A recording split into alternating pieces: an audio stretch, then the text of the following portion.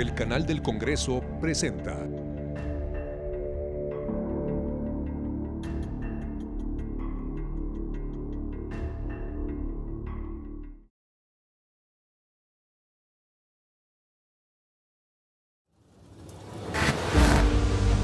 Bienvenidos a Vértice Internacional, un placer y un gusto saber que me acompañen en este programa que analiza los acontecimientos internacionales y sus impactos para México. El día de hoy ponemos nuestra atención en un tema que está presionando la agenda pública global, la fiebre del litio, el llamado oro blanco y su papel en la transición hacia las energías limpias y renovables. Pero ¿para qué sirve el litio? ¿Quién es quién en el mercado mundial del litio? ¿Quiénes son los gigantes latinoamericanos? ¿Qué implicaciones tiene la nacionalización del litio en México? Y estamos ávidos de construir y podríamos construir un bloque latinoamericano de litio. Les pido por favor que me acompañen en este programa de gran relevancia y actualidad.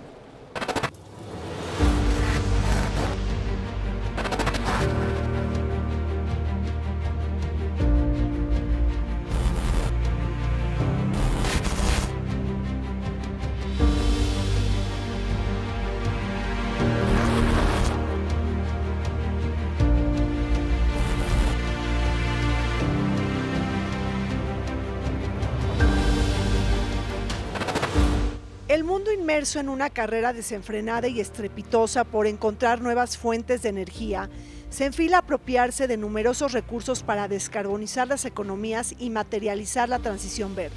Con el objetivo de disminuir los efectos negativos del calentamiento global, hoy la competencia se enmarca en la conquista de minerales y tierras raras que nos sustraigan de la matriz energética basada en el petróleo, gas y carbón, que resultó ser altamente sucia y contaminante. En este contexto, el litio adquiere una importancia estratégica por sus codiciadas propiedades y por ser un mineral clave en la producción de baterías de celulares, computadoras, autos eléctricos, industria nuclear y en la fabricación de medicamentos antidepresivos, entre otras aplicaciones.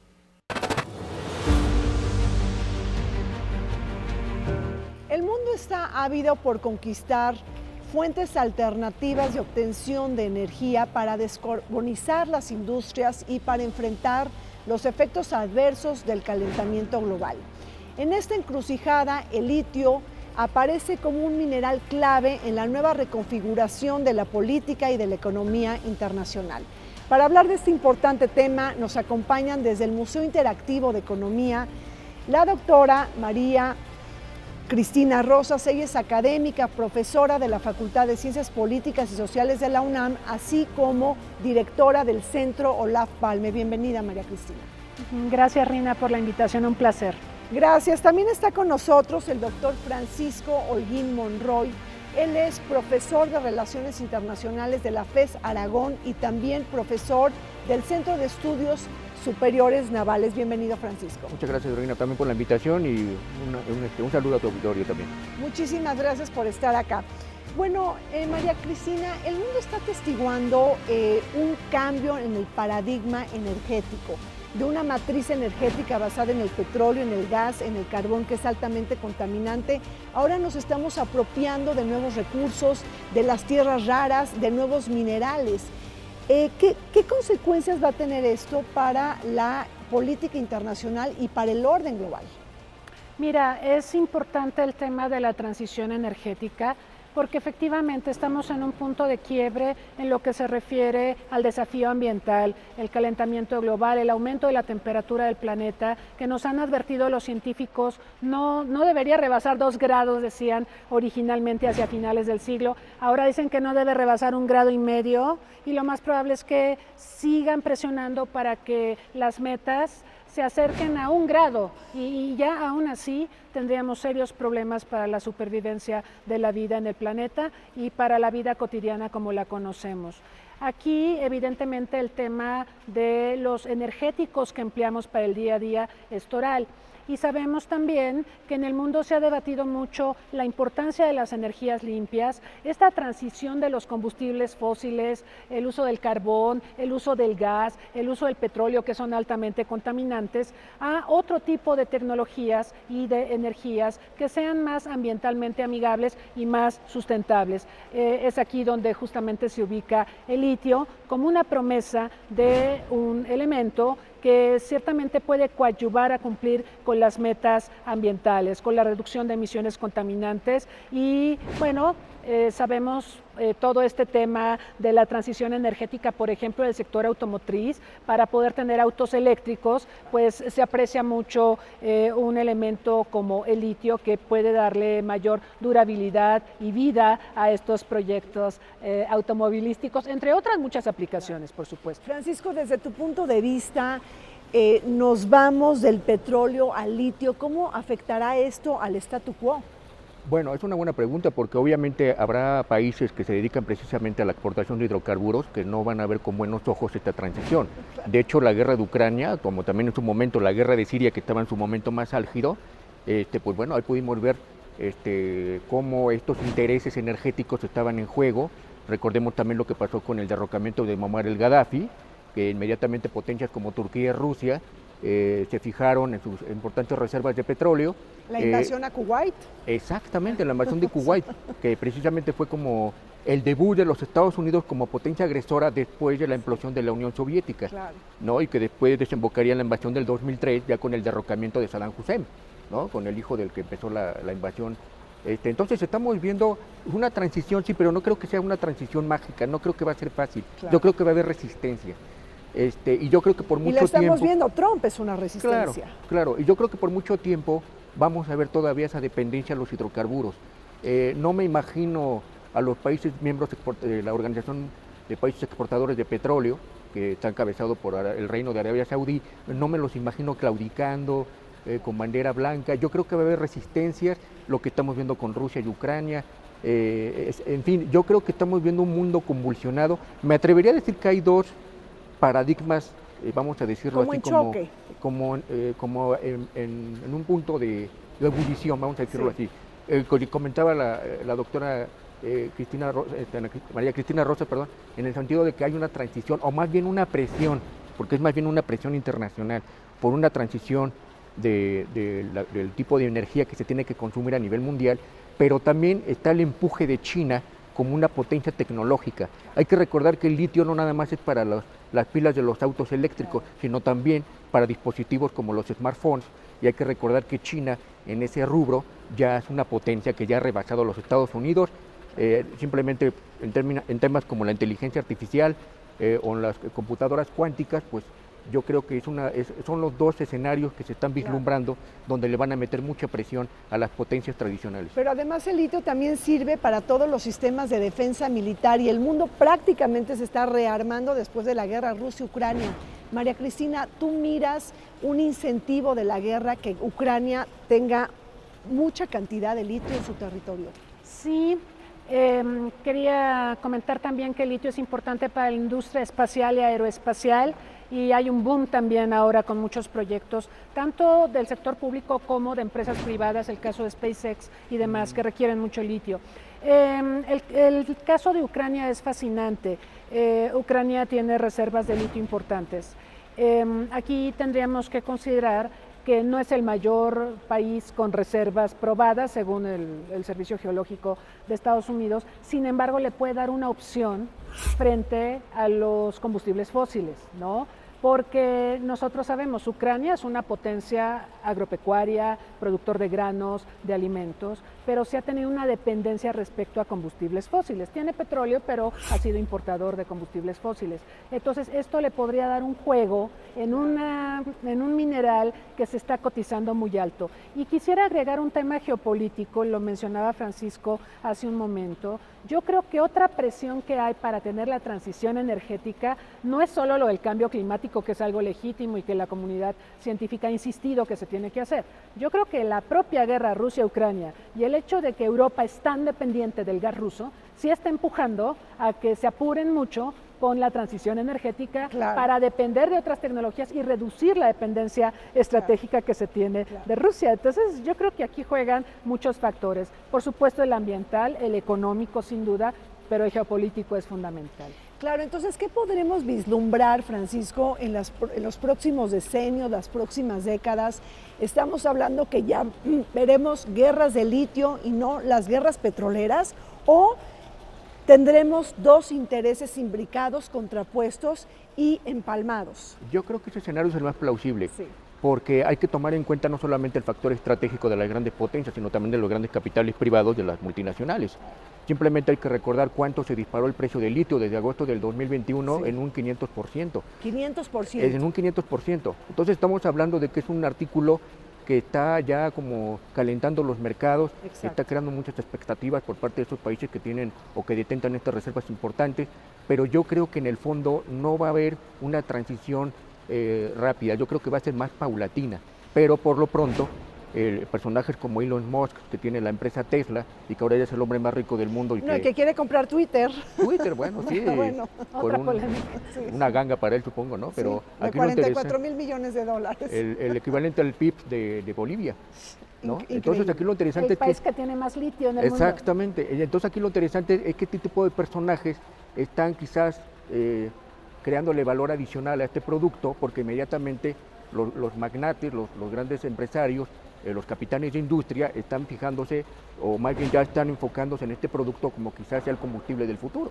Claro. Porque hay que recordar que en el caso de China, a pesar de que depende actualmente de los hidrocarburos que importa, le compra más petróleo a Venezuela que a Kazajistán, que le queda más cerca, para que nos demos una idea. A pesar de eso, China necesita también terminar con esta dependencia que es finalmente su talón de Aquiles. Claro. Si los Estados Unidos decidieran cerrar el estrecho de Malaca, no solamente le darían la torre a China, sino también a Japón, a Taiwán y a Corea del Sur, que necesitan grandes flujos de hidrocarburos para sostener sus crecimientos económicos. Oye, si cierran el estrecho de Malaca, pues ahí está también el Ártico, en donde todavía está el petróleo.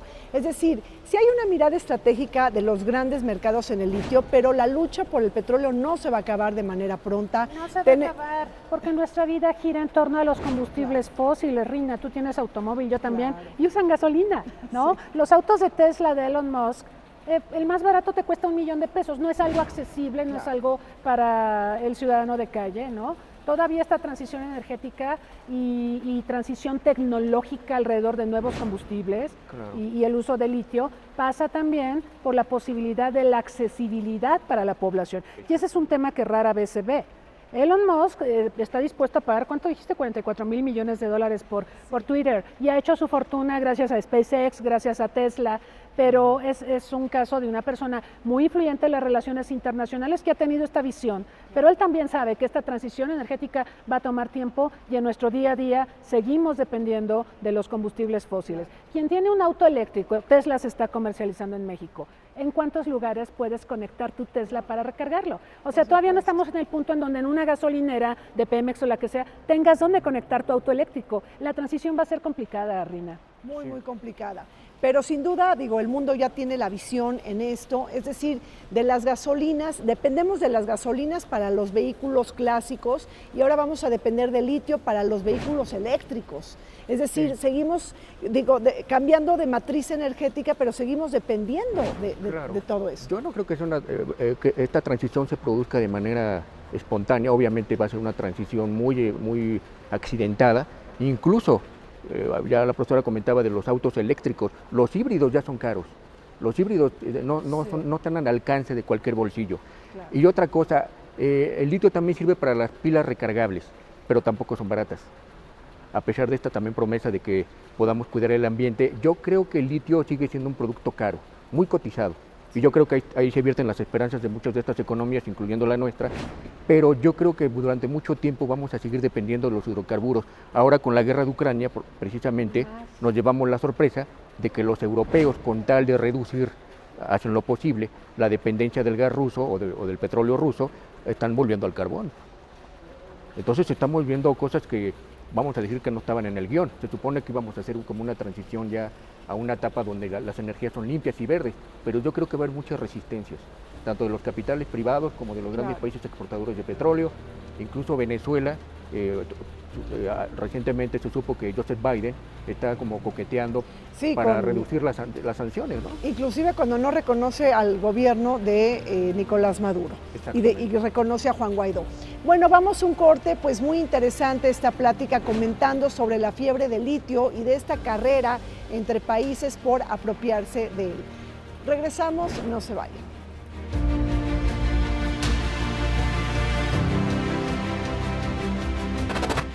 La fiebre del litio u oro blanco se ha disparado por la versatilidad en sus usos y aplicaciones que van desde la industria médica hasta la energética, siendo esta última la que más demanda este mineral para fabricar baterías de iones de litio. Dichas baterías se encuentran principalmente en celulares, computadoras y autos eléctricos, pero también pueden ser aprovechadas en paneles solares al permitir almacenar importantes cantidades de energía, porque proveen de energía limpia a los centros urbanos e industriales.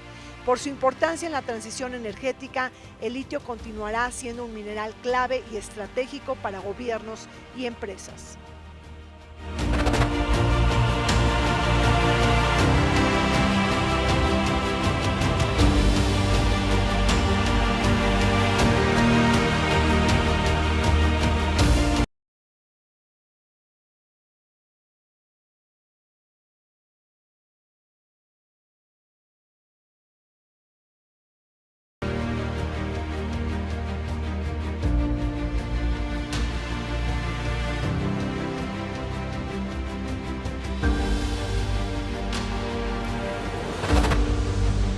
El litio, el llamado oro blanco del siglo XXI, está siendo sujeto de una nueva ofensiva por las potencias centrales, países desarrollados y economías emergentes.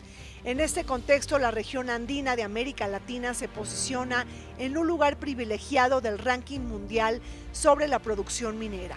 Chile, Bolivia y Perú concentran el 33% de las reservas de cobre, el 58% de litio y el 30% de plata, según el Servicio Geológico de Estados Unidos, lo que los coloca junto con Argentina en una camada de países altamente codiciados y seducidos por la sed de negocios de las empresas transnacionales.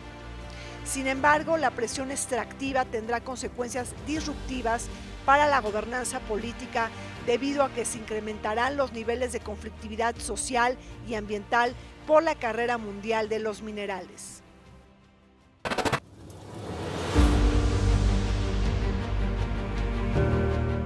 Continuamos con esta mesa de análisis haciendo precisamente un análisis sobre la fiebre del litio, el llamado oro blanco, que será un mineral fundamental en el desarrollo de este siglo XXI. Francisco, ¿para qué sirve el litio? El litio es un mineral de origen, bueno, se han encontrado en los salares. Uno de los más importantes en el desierto de Atacama, en Chile. El otro es el de Uyuni, que está en Bolivia, que es uno de los más importantes. Pero se produce por estos yacimientos de sal que quedan expuestos por la vaporización. En el caso de Sonora, que creo que es el de Boca de Huachi, sí, en el norte de Sonora, que creo que es una de las reservas más importantes que hay, es más arcillosa. Ahí se necesita un tipo más de tecnología para explotarlo. Pero lo interesante de este mineral es que con una cantidad, por ejemplo, creo que para hacer funcionar una batería de un automóvil se necesitan 45 kilogramos. Ese es finalmente uno de sus atractivos, ¿no? Entonces este mineral promete, es lo que hemos estado platicando, promete resolver en muchos aspectos la dependencia de los hidrocarburos. Entonces también tiene muchas aplicaciones para la industria electrónica. Entonces es una de las cosas donde ha sobresalido la República Popular de China y donde más quieren poner, o más bien seguir dictando, ahora sí que sus directrices, por decirlo así, en materia de estos dispositivos, donde se ha desempeñado como un vendedor innovador, ¿no? Algunos otros atributos, María Cristina. Sí, bueno, aparte de los países que él mencionó, está Australia, que es el mayor vendedor de litio en el mundo, y él no lo tiene en depósitos de sal, él lo tiene en piedra. Entonces el proceso de extracción es completamente diferente al de los países del triángulo de litio que menciona Francisco. Pero bueno, el litio lo recordamos mucho por sus usos medicinales y farmacéuticos. Obviamente en las TICs, en las tecnologías de la información y la comunicación, porque puedes usar el litio para crear baterías de larga duración para tu tablet, para los celulares, para las laptops, y por supuesto ya se mencionó el caso de las baterías para los autos eléctricos.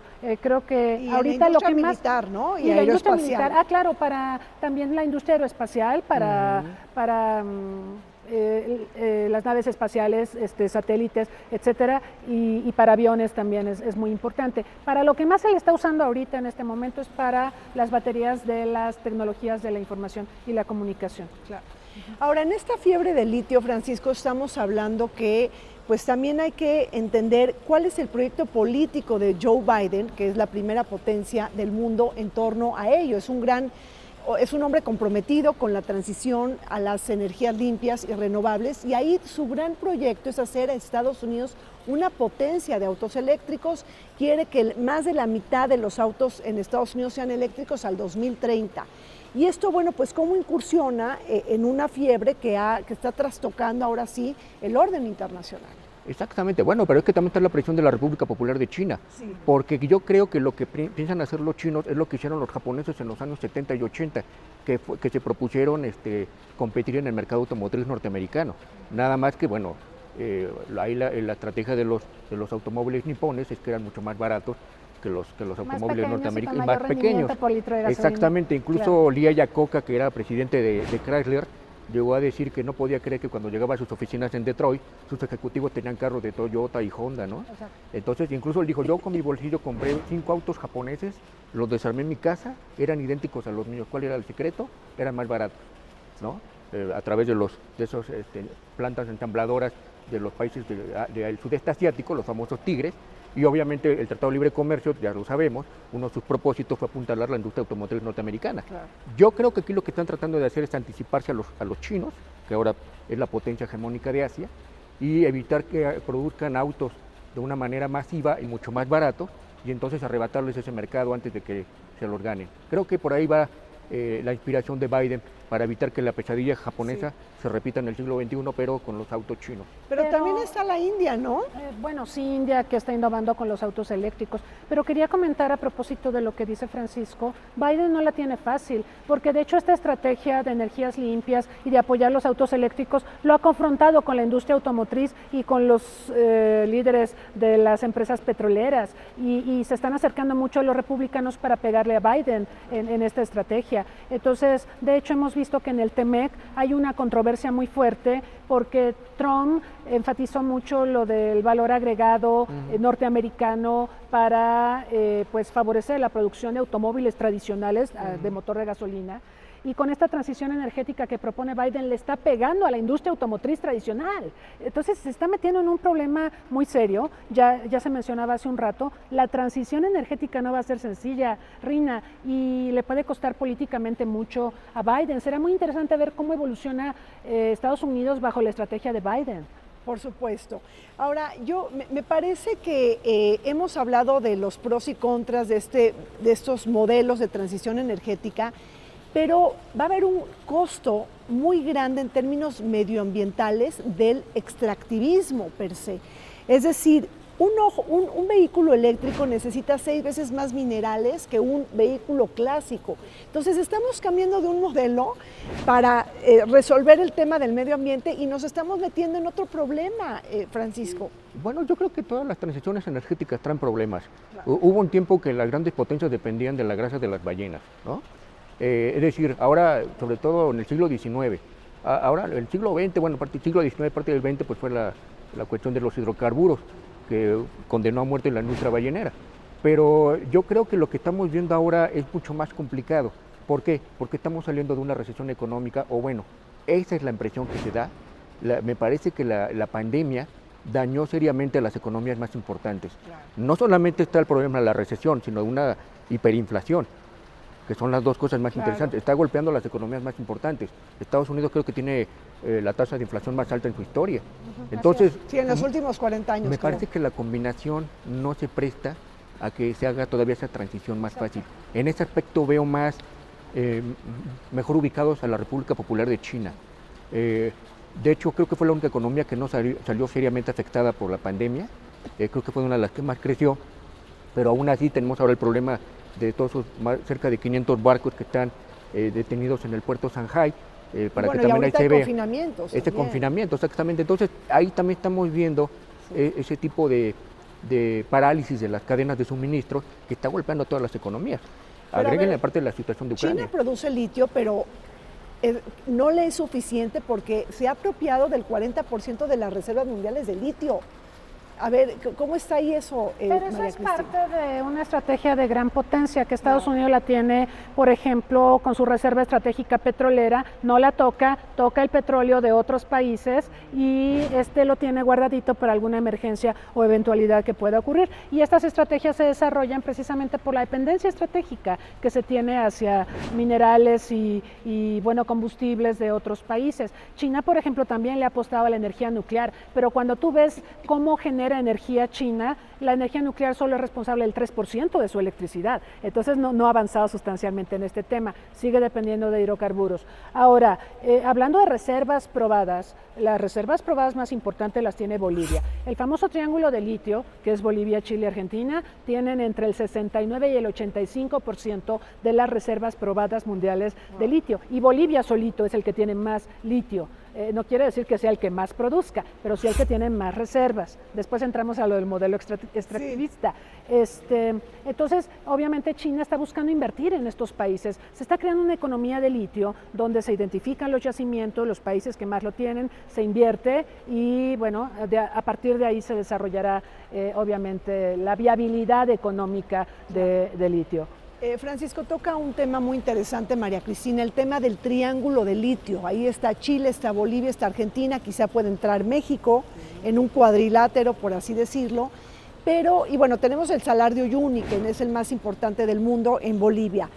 Pero me preocupa mucho que esta unión, es decir, si es que se llega a dar un triángulo de litio, en términos conceptuales, ¿vamos a seguir América Latina, los latinoamericanos produciendo litio o nos vamos a encadenar con un criterio de industrialización con el litio? Es decir, o vamos a seguir, como siempre, más de lo mismo, exportando, siendo economías monoexportadoras, sin adherirles un valor agregado.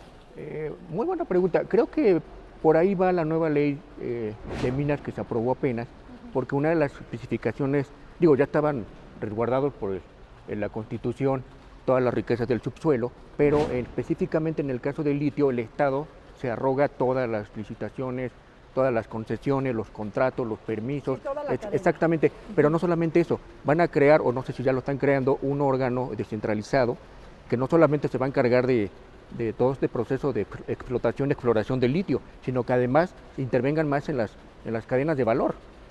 Yo me imagino que es precisamente para romper este modelo extractivista que ya comentaba la profesora, que es lo que ha condenado a buena parte de las economías de América Latina, ¿no? Aguacates, cobre, petróleo, plátano, café, la historia de siempre de Latinoamérica. Exactamente, que fue un modelo impuesto desde fuera, ¿no? Precisamente lo que se llamaría la División Internacional del Trabajo, monoexportadores básicamente, lo que obviamente los hace susceptibles a sufrir variaciones espantosas, por ejemplo, cuando se desploman los precios de algún producto o endeudamientos, ¿no? ¿Pero qué necesitamos para lograr ese encadenamiento productivo? Mira, el caso de Bolivia hay que estudiarlo porque nosotros tenemos ya la legislación que nacionaliza el litio y demás. Y en 2008 Evo Morales nacionalizó la industria del litio. Y la ley es formidable, tú la lees y dices, ¡ay, guau! A partir de aquí Bolivia puede cimentar su desarrollo como nación. Paréntesis, Bolivia es recordado porque en los tiempos coloniales estaba ahí la mina del Potosí, exacto, de la que se extrajo la mayor cantidad de plata que todavía circula en el mundo. O sea, Bolivia siempre ha vivido el modelo extractivista y de saqueo de sus riquezas naturales. Cierro mi paréntesis. La ley de Evo Morales es muy interesante, pero no tienen los desarrollos tecnológicos ni están vinculando con investigación de universidades o con el sector privado para efectivamente hacer los encadenamientos productivos. Es hasta ahorita, con el nuevo gobierno de Bolivia, que se está planteando ya darle contenido a la ley y empezar a tomar medidas para los encadenamientos productivos. Claro. Pero mira los tiempos, Rina, desde 2008 hasta acá han pasado 14 años y todavía no despega. la industria del litio en Bolivia. Por eso el mayor comercializador de litio es Australia, un país altamente desarrollado que tiene los canales de comercialización, que no tiene las reservas de litio de Bolivia. Tendríamos que preguntarnos aquí, ¿por qué Australia es el mayor comercializador de litio si no tiene la cantidad de litio de Bolivia? ¿Y por qué Bolivia no figura? Figura en los 10 primeros comercializadores de litio, pero ciertamente no está en los 3 primeros lugares. Entonces, ¿qué pasó? Es que no hay esos encadenamientos. Por hacer una ley, la ley solita no te va a resolver la vida. Tienes que trabajar en ciencia y tecnología, en el factor humano, tienes que trabajar con tu sector privado, tienes que pensar en alianzas estratégicas. Bolivia ha tenido una inestabilidad política que le costó incluso una alianza, un acuerdo que ya tenía firmado con Alemania para la explotación de litio y se vino abajo precisamente por lo que pasó con Evo y el gobierno interino y todo esto. Entonces, nuestros países, que en muchos casos no se caracterizan por ser políticamente estables, también le dan en la torre a todos estos recursos tan estratégicos que tenemos y que no se pueden encadenar con nuestro desarrollo nacional. Francisco, ¿estás de acuerdo? Sí, bueno, es que hay otra cosa que hay que tomar en cuenta. Bolivia no tiene salida al mar. Ay, bueno, es Bolivia no tiene salida al mar. O sea, claro. sí puede, es decir, sí existen algún tipo de convenios con otros países, terceros países, precisamente, pero ese es otro impedimento. Y además por su cercanía geográficamente hacia el Pacífico, pero no tiene salida al mar. Hay que recordar que y la disputa en la con guerra Chile. del Pacífico, bueno, ahora sí que le arrebataron sus litorales, sobre todo Chile. También Perú perdió parte de sus litorales en ese conflicto. Pero yo creo que además de eso hace falta un banco nacional boliviano, De que precisamente, sí. exactamente, Y que invierta en infraestructura. Y también hace falta la colaboración de los investigadores y las universidades, no nada más del sector privado. Pero yo creo que lo importante es que el Estado ya se propuso que va a ser el rector estratégico de este bien que promete, bueno, esa es supuestamente a lo que le están apostando, quizás ya reducir los niveles de subdesarrollo. Ahora, el tema de la conflictividad social y ambiental es muy grande con el litio, porque vamos a tener problemas con las comunidades indígenas por este sentido extractivista. El uso del agua dulce, Rina, para el agua salada donde está el litio. Nos vamos a acabar el agua dulce para poder extraer el litio. Entonces no es ambientalmente amigable el proceso de producción. Estamos hablando de que el litio es la solución para los automóviles y las nuevas tecnologías. Muy bien, qué padre, pero la extracción es sucia. Toda la minería, Rina, destruye el medio ambiente, toda, no hay excepción. Que alguien me diga de un mineral que no implique la depredación ambiental. El litio, así como lo tenemos en el Triángulo, en México con las arcillas que mencionaba Francisco, el método de extracción requiere muchísima agua intensivamente y necesitas agua dulce. Entonces, y de por sí tenemos escasez de agua dulce en el planeta. Exacto, tenemos crisis hídrica, efectivamente. Estrés hídrico. ¿Cómo hídrico. le hacemos? Wow. Y bueno, y otra cosa, pues Nuevo León es uno de los, tiene los también que no importante, tiene estrés hídrico. Exactamente, es uno de los 5 estados que tiene más reservas de litio y ahorita tenemos un problema de escasez de agua, ¿no? al grado que ya la racionaron. Entonces va a ser una situación muy compleja, a pesar de todo lo que promete. O sea, ¿no tomas agua para hacer litio? Exacto, no, imposible. Bueno, pues sí, efectivamente, todo apunta entonces que no habrá una transición energética justa, ética, equitativa, y que estamos tratando de resolver una transición energética y nos metemos en nuevos problemas. Exacto. Bueno, pues así las cosas, complicado, pero interesante. Volvemos, no se vayan.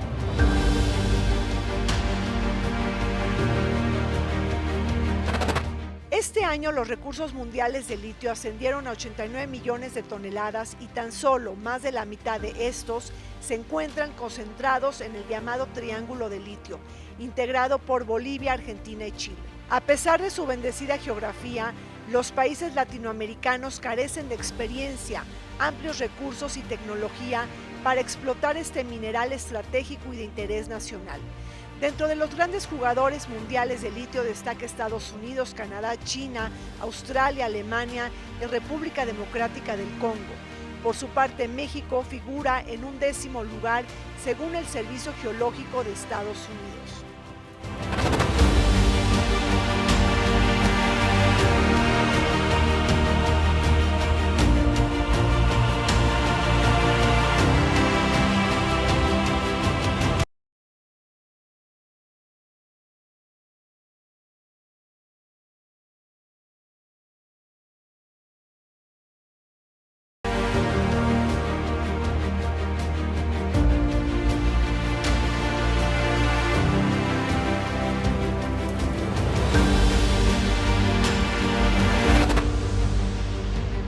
litio, uno de los recursos que más interés ha despertado en la última década a nivel mundial, se encuentra de manera abundante en México. De acuerdo con el Servicio Geológico Mexicano, existen yacimientos de litio en al menos 18 estados del país que en su conjunto nos colocan entre los primeros 10 con mayores reservas potenciales de litio equivalentes al 2% de todo el mundo.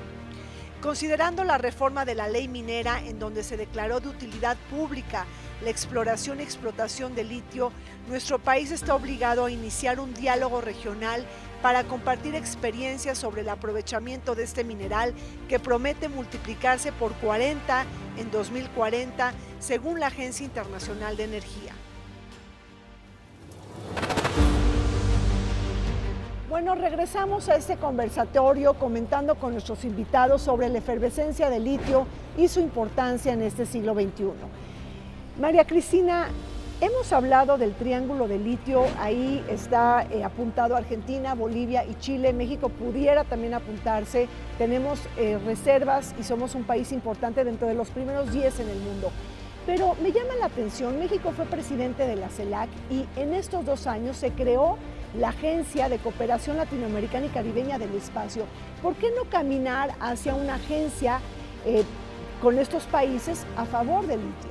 Y de hecho sería una estupenda idea, porque bueno, el litio se emplea en la industria aeroespacial. Podríamos pensar a nivel CELAC hacer encadenamientos productivos entre los 3 países del triángulo, sumar a México, quizá otros países latinoamericanos que puedan apoyar en los encadenamientos tecnológicos, con las investigaciones de universidades, con su comunidad empresarial y sacarle un provecho formidable para crear productos espaciales a través del litio. Eso sería una estupenda idea. Desafortunadamente en CELAC hemos visto muchos desacuerdos políticos.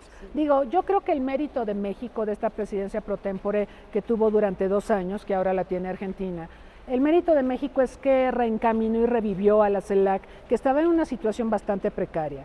Pero esta reunión que tuvimos en México el año pasado, en septiembre, reveló profundas fisuras y divisiones. Entonces, yo creo que una crítica al Triángulo del Norte, del litio, es que los 3 países no caminan juntos, es Bolivia, Chile y Argentina. A lo mejor Bolivia y Argentina se entienden porque políticamente pero los 3 son de izquierda. Porque hay empatía política, claro. Pero Bolivia y Chile no tienen relaciones diplomáticas, hay un odio histórico porque les quitaron su salida al mar, entonces hay muchas fisuras que impiden la concertación política y yo creo que ese puede ser el mayor obstáculo para que en América Latina podamos concertar en la materia. Divide y vencerás. ¿Esto a quién le beneficia? A quienes nos lo compran, claro, ¿no? A Estados Unidos, a China. Claro, ¿no? A las grandes potencias, Francisco. Exactamente. Bueno, precisamente por eso estamos hablando de eso, porque las grandes potencias ya se fijaron en el potencial de estos países como reservas probadas. Entonces, efectivamente, Bolivia no es el país que tiene mayor reservas, creo que son 27 millones de toneladas, pero no es uno de los mayores productores, ya lo comentó la profesora, es Australia, que por cierto su principal empresa tiene 46% de capital chino, precisamente por la cercanía en el Pacífico. Estamos hablando ya de alianzas estratégicas a nivel corporativo, pero además hay otra cosa, por lo que yo alcancé a investigar ahí, el propósito de esa cumbre, en el caso de llevarse a cabo, entre los mayores países con reservas de litio. En el caso de Andrés Manuel López Obrador, él hizo patente que es con el fin de que ellos aprendan más sobre la experiencia de la extracción y de la comercialización del litio, donde ya tienen más tiempo. En el caso de Argentina, creo que ahí está más enfocado, son empresas privadas las que se dedican a los casos de exploración y de certificación.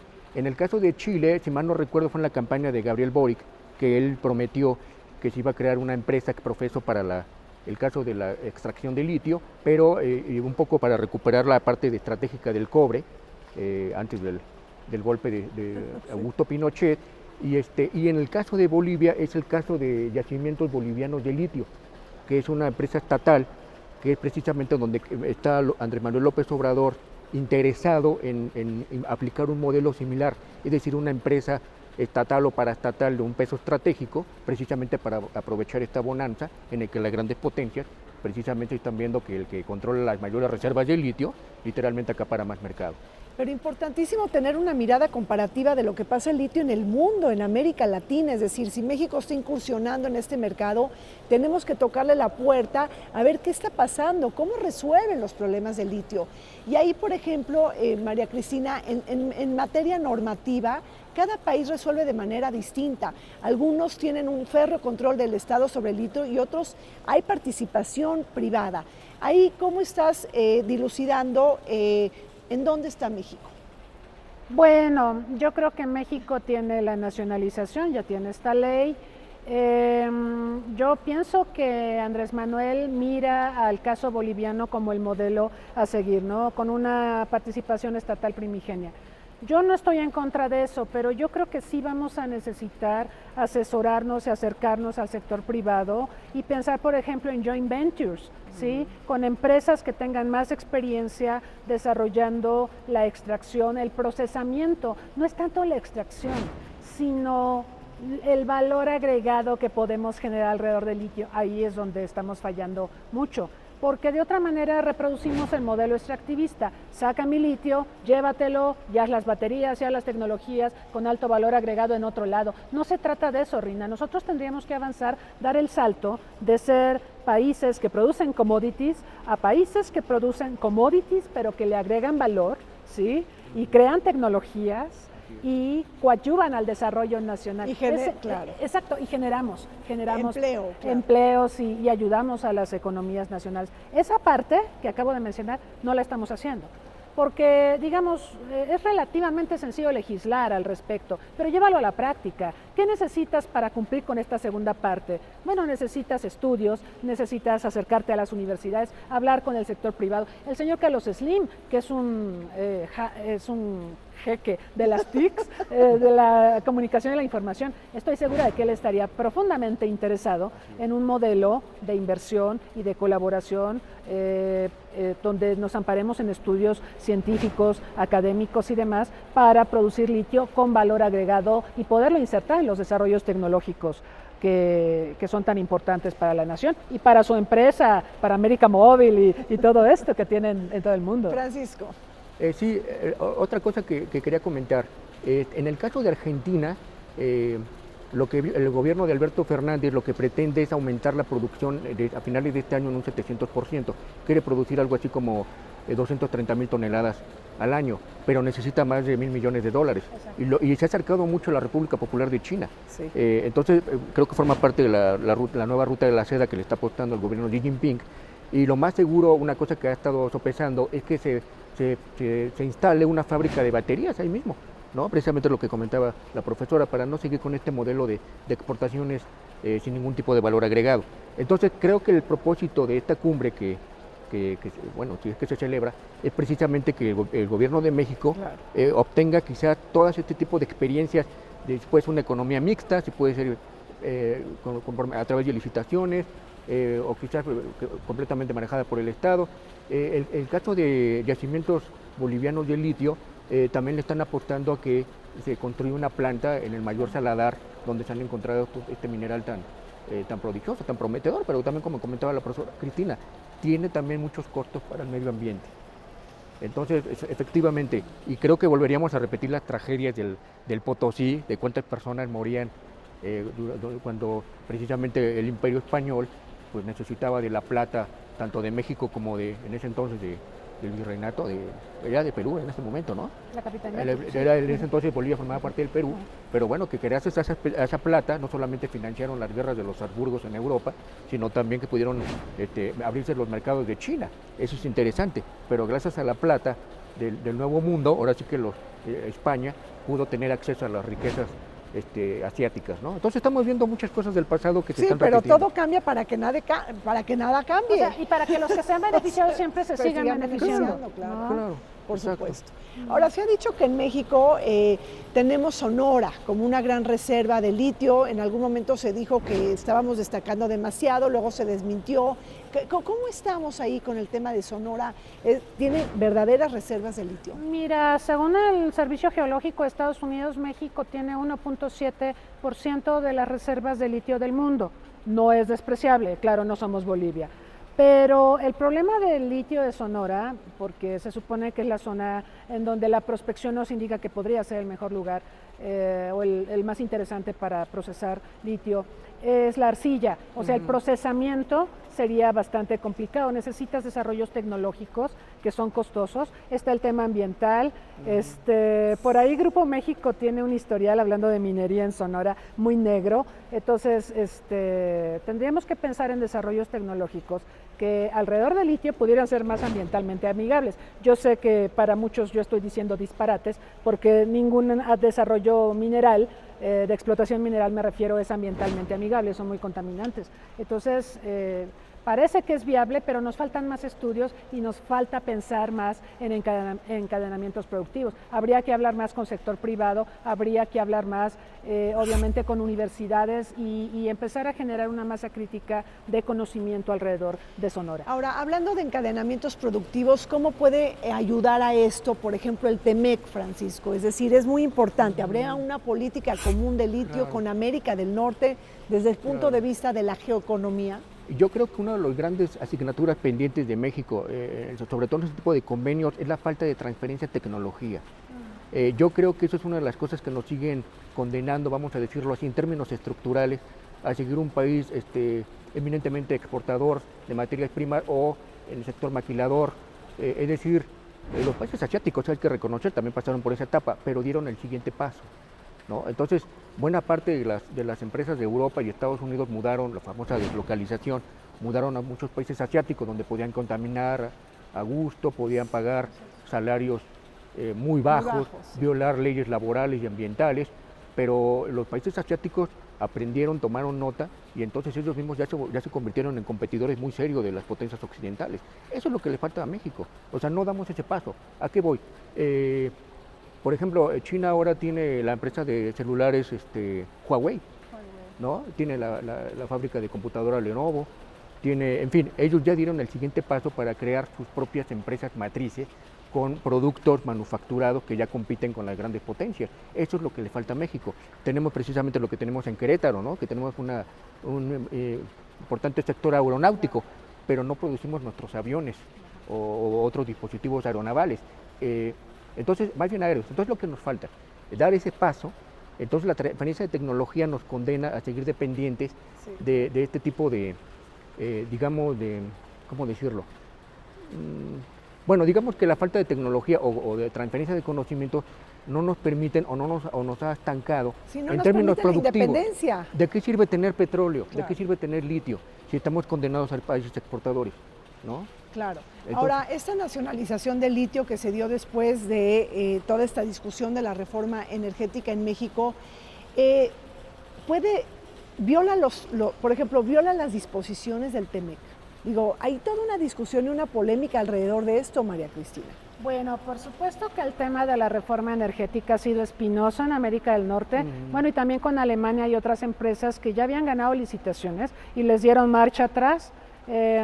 Hay una cuestión de derechos de propiedad muy importante en el TEMEC y en los tratados internacionales que México ha firmado, y cuando tú afectas derechos de propiedad, sí está permitido que hagas nacionalizaciones, pero tienes que indemnizar a la parte afectada y en condiciones justas. Y ahí traemos un pleito terrible con Alemania, con la administración Biden, con empresas de Estados Unidos y de Canadá, que les nacionalizamos o les dimos marcha atrás a empresas que ya tenían adjudicaciones, y esto, digamos, genera un ambiente político muy complicado para pensar, por ejemplo, en el TEMEC, en un desarrollo norteamericano, donde hubiera transferencia de tecnología para que México pudiera tener mejores aprovechamientos y desarrollos de la industria del litio, ¿no? No hay confianza. O sea, hemos roto la confianza del inversionista extranjero con este tipo de políticas. Y es terrible, porque sí necesitamos inversión, sí necesitamos expertise. Digo, no está peleado que México, si no tiene los desarrollos tecnológicos, los solicite, los compre, haga joint ventures, eso no está prohibido. Pero el problema es que los extranjeros que tienen la tecnología, Australia tiene la tecnología, por eso está en primer lugar en lo que se refiere a la industria del litio, y por eso Bolivia no está en el primer lugar. ¿Por qué? Porque aquí el tema es la tecnología, no es solo la materia prima. Entonces a nosotros nos está pasando lo que a Bolivia. Tenemos el producto, pero hemos ahuyentado a los países que tienen las tecnologías, y así no va a marchar, Reina. Entonces en el TEMEC tenemos un serio problema de concertación política alrededor de la reforma energética. Y yo creo que hay otro factor también que hay que agregar, el factor geopolítico. Bersenchinsky una vez dijo, no vamos a permitir otro Japón al otro lado del río Bravo. Entonces, si México llegara a ponerse las pilas, ahora sí que pilas de litio, y realmente le sacara provecho, y además que hace frontera con Estados Unidos en Sonora, yo creo que sí va a despertar muchas suspicacias, y más si regresan los republicanos. Entonces yo veo también un escenario geopolítico muy complicado. En el caso que México logre crear una empresa competitiva a nivel internacional basada en el litio, yo creo que la van a sabotear, la van a torpedear, van a haber demandas, tribunales, yo creo que va a haber mucho tipo de sabotajes de todo tipo para evitar que México despegue con este tipo de empresas estratégicas. Ahora, tenemos ahí una concesión china de litio en Sonora. ¿Qué vamos a hacer con esa concesión china? Con China hemos tenido una relación pendular, tú lo sabes, Rina. A veces estamos más cerca, por ejemplo, cuando el presidente se disculpó por las masacres en Coahuila el año pasado, hizo toda esta ceremonia, que hay que hacer muchas porque hemos hecho mucho daño a las comunidades chinas, hay mucho racismo en México contra los chinos. Entonces buscamos reconciliarnos con ellos. De repente tenemos proyectos, tenemos mayor concertación política, de repente invitamos al Dalai Lama y se enoja China, de repente otra vez rehacemos la relación y luego tenemos broncas por el tren México-Querétaro, que eso dañó sensiblemente la relación con China, lo del Dragon Mart. Entonces, China sabe que en México no hay políticas de Estado, que hay políticas de gobierno. Cambia el gobierno y cambia la política. Entonces, cuando se produce un deterioro entre México y China, China apuesta que al siguiente gobierno, ¿no? Vamos a esperar al siguiente gobierno a ver qué nos presenta, ¿no? Y eso es muy triste de México, porque en proyectos como el litio y otros tantos, reinventamos al país cada 6 años. Exacto. Y eso nos provoca atraso, nos lleva a desperdiciar recursos materiales y humanos y a volver a empezar una y otra vez. Y eso daña mucho la confianza de México en el mundo y por supuesto la relación con China. Bueno, pues se nos acabó el tiempo. Muchísimas gracias a Francisco Holguín y a la doctora María Cristina Rosas por este espléndido conversatorio, un tema fundamental, interesantísimo, del que México tiene que prestar muchísima atención. Tenemos que entender todo el tema del intercambio de experiencias a nivel regional e internacional. No se vayan, seguimos adelante.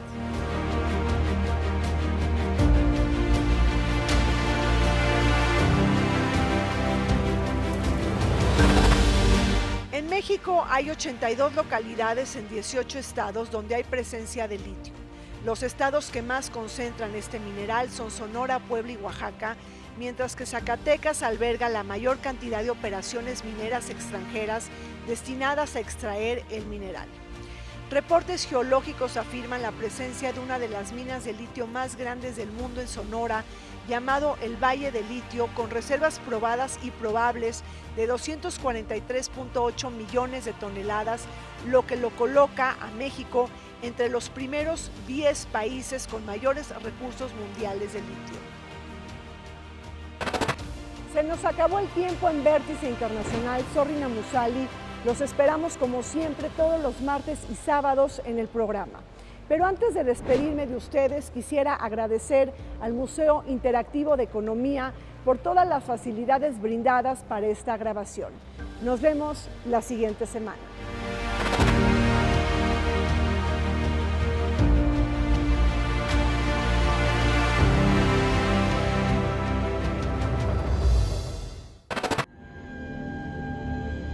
El canal del Congreso presentó